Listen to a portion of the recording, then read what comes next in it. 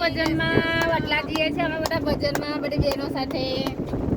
જય માતાજી, જય શ્રી કૃષ્ણ. સર્વે ભક્તોને આજુબાજુ ગામમાં હોય તો આવજો તમે બધા અમારી સાથે જોડાવા. આજે અમારું મંદર બહુ ઓછું છે. આજે અમારી બેનો ઘર કામ કરવા ગયો છે. વિનલબેન બોલો.